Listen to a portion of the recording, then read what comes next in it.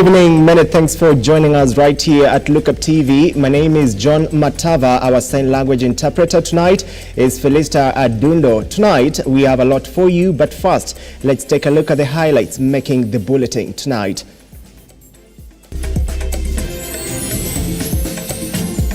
Tonight. And out of the accident, we lost 15 lives, 8 adults and 7 children, aged between 1 year and 15 years. And then several people are injured. 15 people die in a grisly road accident at Twin Bridge along Nakuru Eldoret Road. This program is not stoppable. This program is unstoppable. Housing levy is unstoppable, says President William Ruto as he calls out tycoons for using courts to delay development. And tumekuwa na some challenges now hii season ya back to school concerning the economy. Mambo huku nje si rahisi. Parents decry high cost of learning materials as schools reopen across the country for the first time. Welcome to the broadcast. Many thanks for joining us from wherever you're watching from. My name once again is John Matava. Our sign language interpreter is Felista Adundo. Let's get started with a sad story where at least 15 people died in an accident early morning along the Nakuru Eldoret Highway at the Twin Bridge area when a bus and a shuttle collided. The victims are 8 adults and 7 children, including 5 girls. According to police reports, in the last 2 days, the death toll has surged to 20 in separate accidents in the country.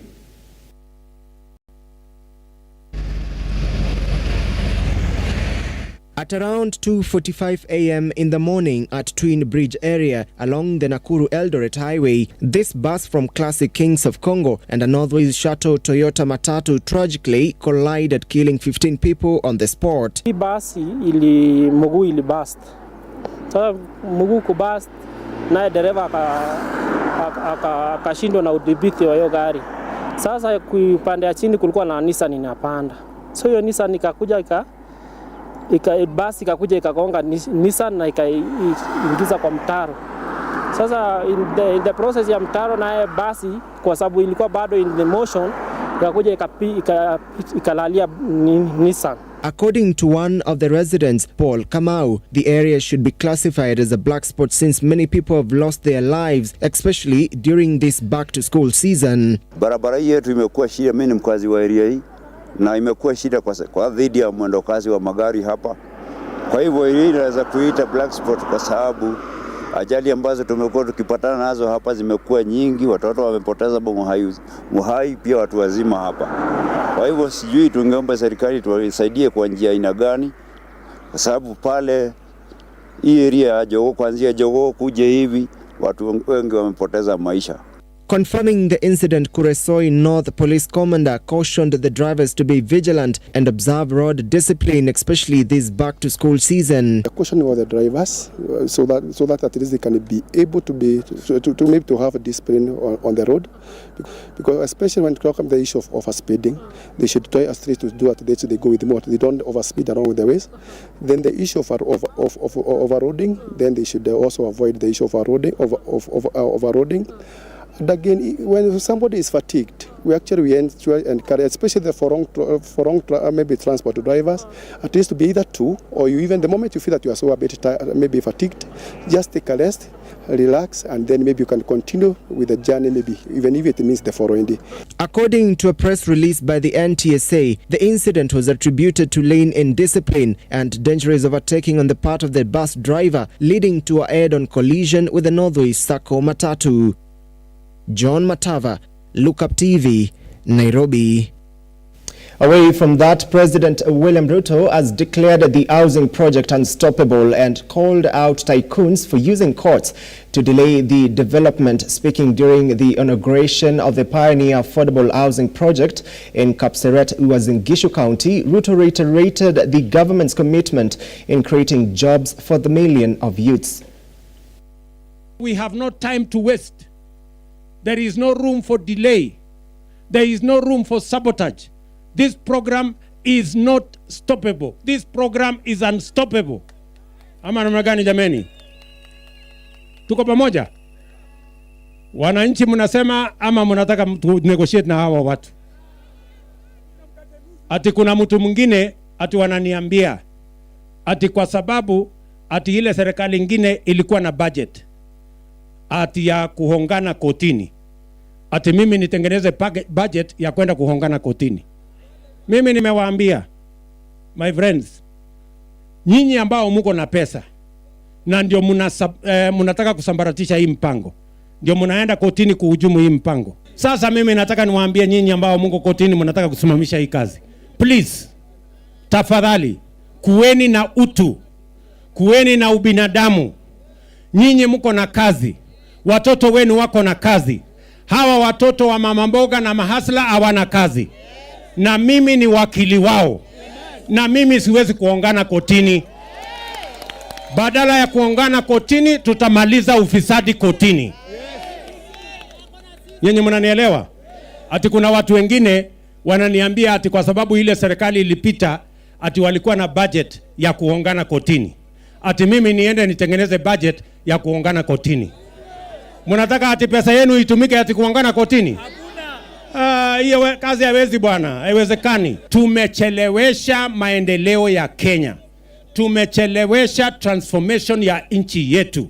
Nchi ambazo tulianza na wao wako mbele yetu, na kwa sababu sisi hatujapata nafasi ya kuhakikisha kwamba tunaamua vile Kenya inaenda mbele.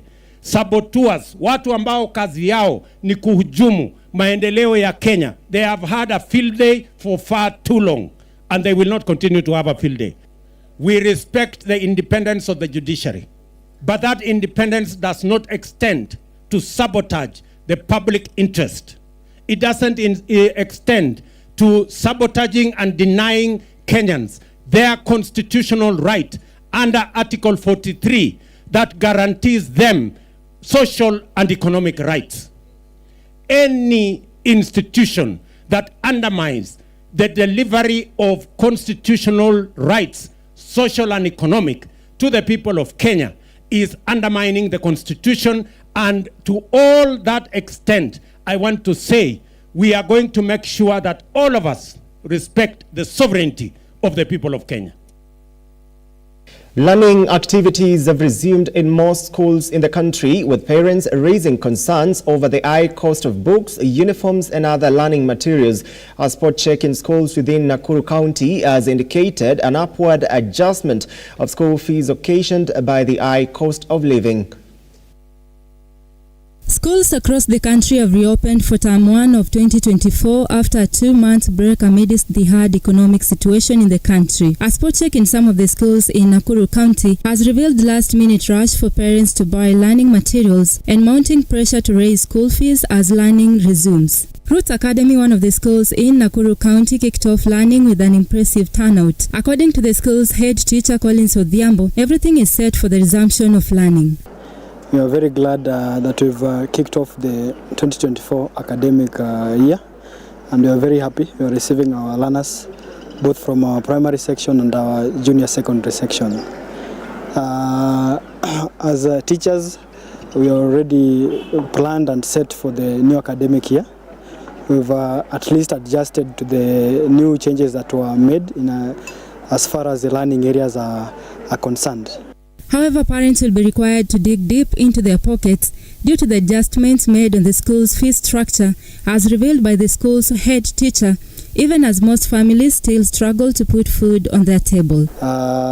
We had a slight adjustment on our school fees structure. That is because of the harsh economic times that are there. Maltina Tanga, a parent who was a pupil in grade 5 in the school, has raised concerns over the high cost of books, which is a necessity to facilitate learning. Tumekuwa na some challenges now hii season ya back to school concerning the economy. Mambo huku nje si rahisi. Cause ukiangalia uniforms, the price yenye tulinunua last year compared to saizi imeshoot. Vitabu pia the same, imeshoot. Academy head teacher has attributed the slight increment to the economic changes in the country. Anaweza consider it at least anyway kitu yenye hata ule mwananchi wa chini anaweza afford, because si kila mtu anaweza afford that school fees. Roots Academy head teacher has attributed the slight increment in school fees to the economic changes in the country. Our parents were a little bit comfortable. Others felt it was a hard time for them. But we had to make the adjustment so that we ensure that we don't compromise with the quality that we offer. Schools are opening in a time when the school medical cover Edu Afya, which was adopted in 2018, has collapsed, raising concerns on why such an important cover has been eliminated. Yet it offered insurance cover for students in public secondary schools registered with the National Educational Management Information System. Beatrice Kageha, Lookuptv. Thank you so much, Beatrice Gagea, for that story. Moving forward, other Ruto Lochap has put along Rukarau village in West Pokot on the map after garnering a clean in the KCSE 2023 examinations, a great feat that was celebrated by the young man who, against all expectations, impressively gave Kapianga Boys High School a notable year in the marking of 2023 KCSE results. Longrukau village in Kacheliba, West Pokot County was elated after 18-year-old Arthur Ruto Lochap from Kapianga Boys High School scored an A of 81 points in his KCSE exams. Residents here speaking of joy untold as Arthur beat community odds to post impressive results despite severe drought, insecurity and hard economic challenges facing in the region. The man of the moment now says he's ready to work towards achieving his dream career of being a doctor, while giving gratitude to his family. Arthur noted that the secret behind his success was praying. It has always been God. I was an active member of YCS. It has always been God that tumekuwa tukisifu Mungu. Yeah. And also my friends who are out there na walikuanga na support, my family here, my father and my mom are my icons. They have always been with me. Naroda, she has always been there for me. Praying here, praying there, always. Yeah, and the hard work that I've always put in nikiwa shule. Yes. His mother, Penina Lochap, urged Pokot residents to increase education by taking children to school. Ms. Lochap also calling on Pokot residents to shun retrogressive practices of female genital mutilation, FGM, and early marriages. Jina naitwa Penina Chesangat Lochap. Ninashukuru Mungu hata ni firstborn wangu. Naitwa Arthur Ruto Lochap. Amekuwa akifanya vizuri kuanzia Townview ambaye alipata 404 na akaitwa Kabianga na results yake ilikuwa ikiendelea vizuri, hajawahi pata chini ya A. Hiyo ndio furaha yangu. Na pia nashukuru yeye kwa sababu amekuwa ni kijana ni wa heshima sana. Amekuwa akipenda kanisa sana. Na pia nashukuru majirani kwa maombi. Nilikuwa na misa na walikuja kina Lucy Eunice wana confirm, na tulikuwa na misa na Father Nyapola, na tunashukuru Mungu, ni Mungu tu majirani. Neighbors who also joined the family to celebrate Arthur's success acknowledged his resilience, something they say is what led to his success. Tuonesha kwamba sakas tuko mbele. Haijalishi unatoka wapi, tia bidii na keep on trying. You will achieve your dream. Mavin Getembe, Lookuptv.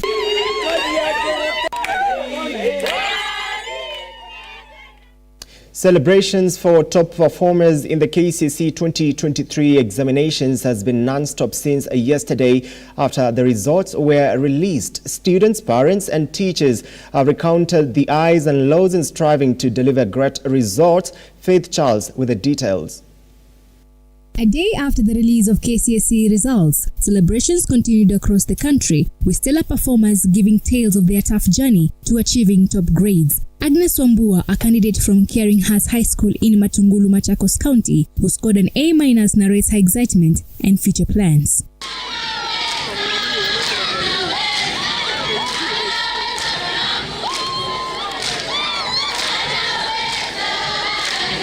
And I'm happy because God has enabled me to achieve my target grade, and now I will be able to pursue my dream career, which is medicine. Similar situation was witnessed in Embu County, where St. Catherine Nyagaya High School celebrated their improved performance compared to last year.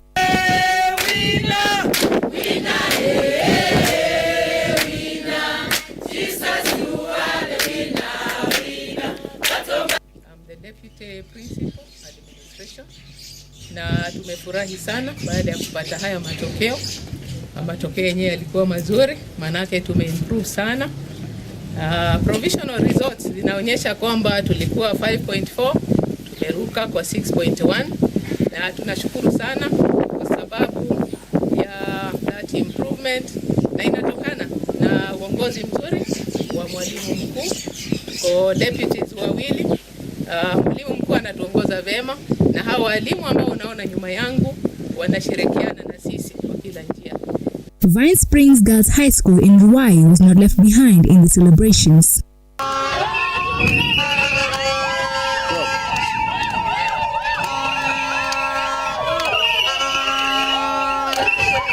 And I scored grade of B+. Growing up, I've seen my dad is an engineer. My dad has been in the engineering field. I've been interested in his work and stuff. That's why I want to be an engineer. We are very happy, and I'm very proud of our girls. They have made our school proud because of the good performance they have recorded in the exam concluded last year, 2023. I'm so happy because of the work that the student did. Residents in Kayole, Nairobi County came forth to celebrate their best performance candidates.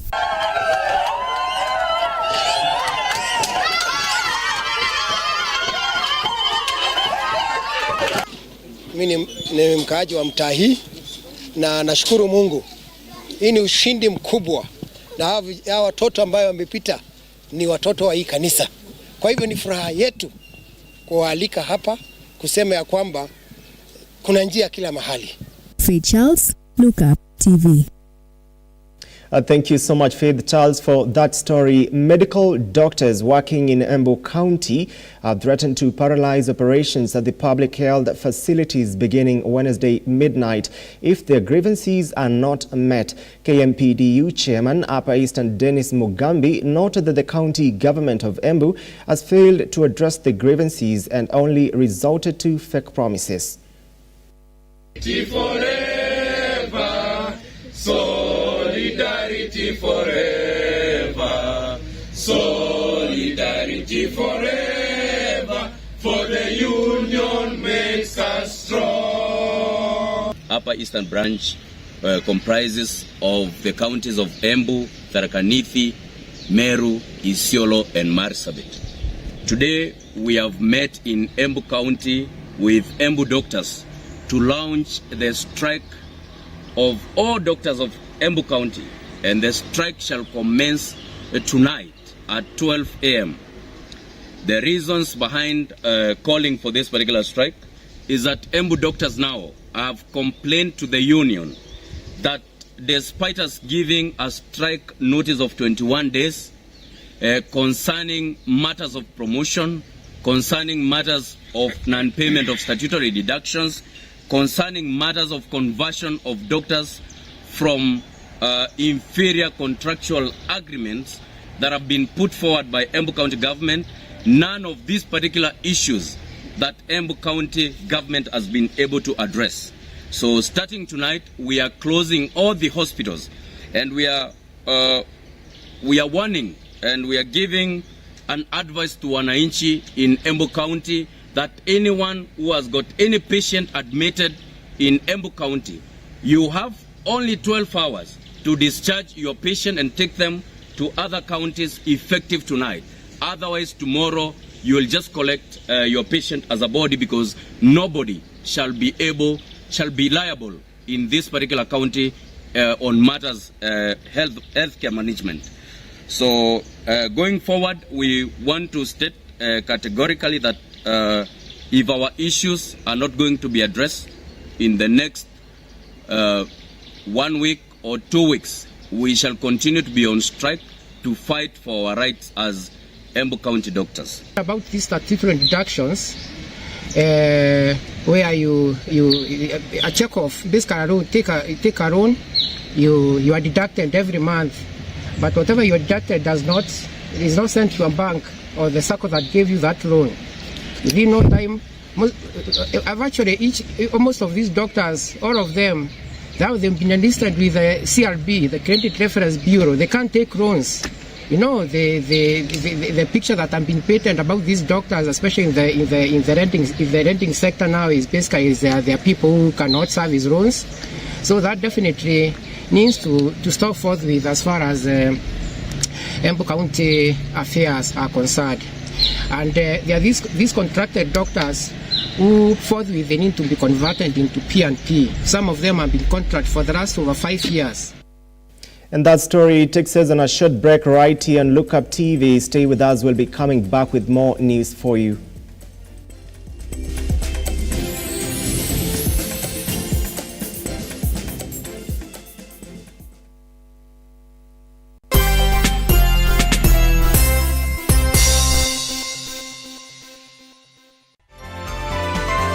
Infinity Industrial Park is one of the largest private industrial parks located along Eastern Bypass, Nairobi, which provides modern infrastructure for smooth operations for industries and business enterprises. Infinity Industrial Park offers world-class amenities and facilities with wide roads, a police station, a power substation, fire station, public transport stage, hospital, and shopping mall. In addition, Infinity Industrial Park also offers CCTV cameras, 24-hour private armed security patrol, sewer, water, fiber optic cable, and 3-phase power connection, added to public utility, canteen, and dining areas. Sail on the golden opportunity to invest in Infinity Industrial Park fully serviced warehouses at a special price of 3,569 Kenyan shillings per square foot. For more inquiries, visit our website infinityindustrialpark.com.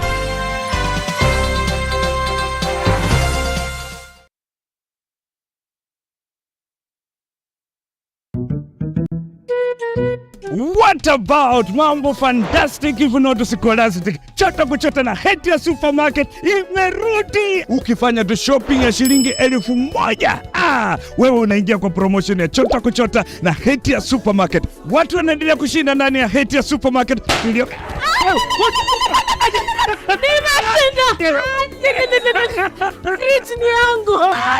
What tata? Kitoko. Hey, wewe na umeshinda nini? Yote. Hansa. Nalala. Karibu ndani ya Hatia Supermarket uweze kuchota kwa wingi kabisa.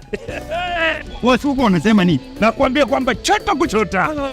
Unangoja nini? Magari 7 za kushindaniwa, TV, fridge, microwave, shopping vouchers, school fees vouchers, instant prizes na zawadi zingine kemkem. Chota kuchota imethaminiwa na Hetia's Oven Fresh Bakery, Gigabyte, Mount Kenya Milk, Clover's Food Products, Velvex, Magic Drink, Pwani Oil, Arenco, Fruit Juice, Masterchef, Toilex, Coolsip, Mika, Wash Ultra, Philos, Prestol, Nivea, My Choice, Ushindi, Fresh Fry, Arimis Jelly, Cabernet Water, Dettol, Ketepa, Meta, Glucose, Coca-Cola, Rosy Tissue, Big Giant, Elbins, Unilever, Fresh, Unga wa Dola, Blue Band na Pasta Star.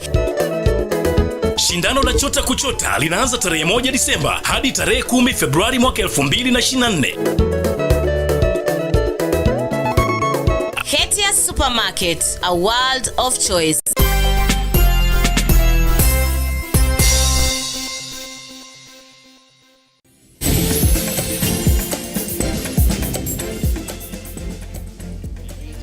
Welcome back. Thank you so much for staying with us. Pastoralist communities have begun the use of digital technology to educate youth against the female genital mutilation, teenage pregnancies, and drug abuse in Samburu County, a system that has greatly reduced retrogressive cultural practices.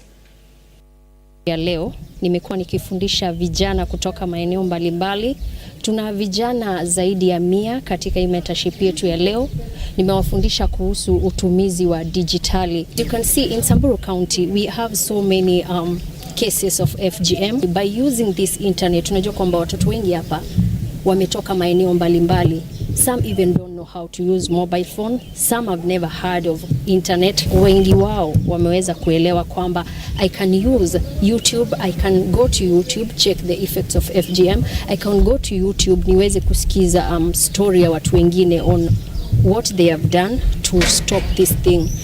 Like in my organization, Pastoralist Child Foundation, right now starting the coding classes, na tunajua kwamba itaweza kusaidia watu wengi. Not so many people know about coding, lakini tukianzisha wale watoto wadogo kwenda juu up to university level, itaweza kutusaidia sasa. Hii teknolojia mpya imetusaidia kwa njia mingi. Kwanza kabisa sisi wanafunzi kutoka remote area, kusoma inakuwa rahisi kwa sababu unakuta unaenda pale kwa YouTube una watch lessons vitu zenye hauko umeelewa kwa shuleni, na unaelewa vizuri. Kwanza unakuta huko walimu ambao wanaeleza ni wale walimu ambao wanajua kueleza zaidi. Tulijifunza mambo ya FGM, tulipata nafasi ya kuweza kujua effects of FGM.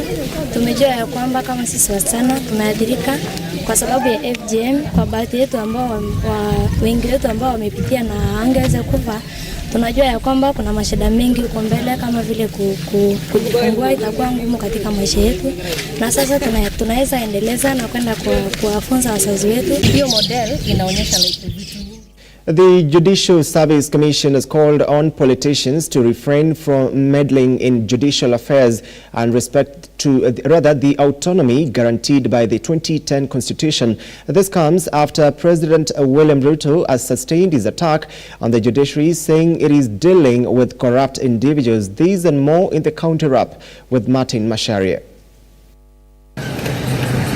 The Judicial Service Commission JSC Vice Chairman Masharia Njeru, addressing stakeholders and court users at the Embu law courts, criticized those who attack the judiciary's impartiality. He emphasized that it is unacceptable for anyone, regardless of their societal position, to undermine the judicials by alleging corruption simply because a ruling doesn't align their interests. Judiciary will remain independent regardless, because that's what is expected of it by the 2010 Constitution. Judges and judicial officers, they'll sometimes rule in favor of a party, and other times they rule against, depending on the facts and evidence and the law of the matter at hand. That is normal. There's nothing unusual about that. Even for us as Judicial Service Commission, there are many. Remember, we are the employers. We are the ones who employ the judges and judicial officers. We are the ones who take them through disciplinary process. They also rule against many times, and when they rule against us, we go through the process. We'll appeal. If we win, we are happy. If we don't win, we just comply with the orders. So we don't have an issue with somebody raising an issue, as long as we accept that there has to be due process. Meanwhile, residents of Kongoea in the Karama area are raising concerns over the lingering stench emitting from heaps of waste piled up near their homes. The waste, which has reportedly been accumulating since last year, is causing distress among locals who claim it is affecting their peace of mind. Lakini kusema kweli tunateseka. Hii shida hapa ilianza toka Disemba. Taka hazichukuliwi kama ile kawaida vile zilikuwa zinachukuliwa. Tunateseka kana kwamba hatujapiga kura. Tunateseka tu tena sana. Yaani kupiga kura kwetu imekuwa ni majuto. Na watakuja tu watu wa kaunti watakuja wachukue pesa za license. Na takataka zimejaa. Hawataki kuchukua takataka. Sasa sisi haki yetu iko wapi? Sasa mitaro haya yameziba kwa taka, mitaro haina njia, barabara ni mbovu, nyinyi mmekaa relax. Angalia, hamjui mazingira na, lakini miaka 5 is not a lot. Biashara hapa hasiendi saa hizi imesimama. Mwenye hoteli amefunga jana hapa. Maana Ruben ingia kwake hakika hapa kaliki. Martin Masharia, Lookuptv.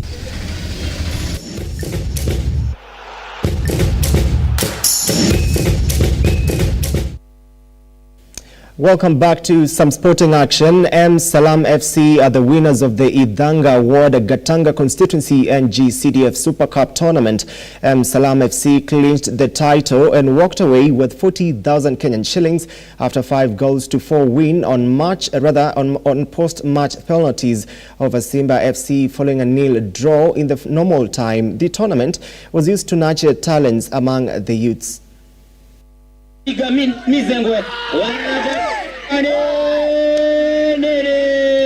Tunategemea hizi viwanja za shule. Sometimes kunakuwa na mkorofisho wa viwanja za shule, tunakoseshwa kucheza sometimes lakini tukapata stadiums. Kuna mpango ambao tunasikia county government iko nayo wa ku-upgrade Hora Stadium na ku-upgrade Gakoigo Stadium. Lakini unaweza taka zikuwe devolved. Hata hapa Idhanga tuko na kiwanja kama Kiradhani kuna community ground ambayo tunaweza taka ikuwe nayo. Na pia hata viwanja za shule zisaidiwe zikuwe level mzuri. Next season lazima nikuja hapa ni make sure all our talent are tapped properly. ningetaka tuende mchezee timu zingine huko nje pia, ili kwa sababu tulisema wera ni nini? Wera newe? Kila hustle matters. Every hustle matters. Hata hustle ya michezo hiyo ni sawa. Bora ilete chakula kwa nini? Kwa meza. Greg Snow is in the lead in the third round of the third leg of Safari Tour series, which is ongoing at the Sigona Golf Club. Snow's outstanding performance was marked by the remarkable 4-under PAR today with a total score of 206 points. The event is scheduled to conclude tomorrow, with the winners set to walk away with a grand prize of 150,000 Kenyan shillings.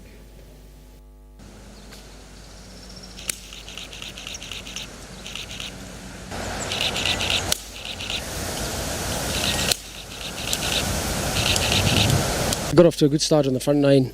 I thought there was a low score out there today, but in general I played well the first 9 holes. I felt like I left a few shots out there on the back 9, but in terms of that, it's a solid round, yes. No, I just had to change a few things with my swing. Got a new golf coach, but in terms of that, I think things are working now, and I'm in a good place. Working with Johnny Lim, I've been working with him for the last couple of months, and things are paying off. Yeah, I just got to stay patient, do what I'm doing right now. Hit fairway greens, give myself as many chances as possible. Let's see what happens.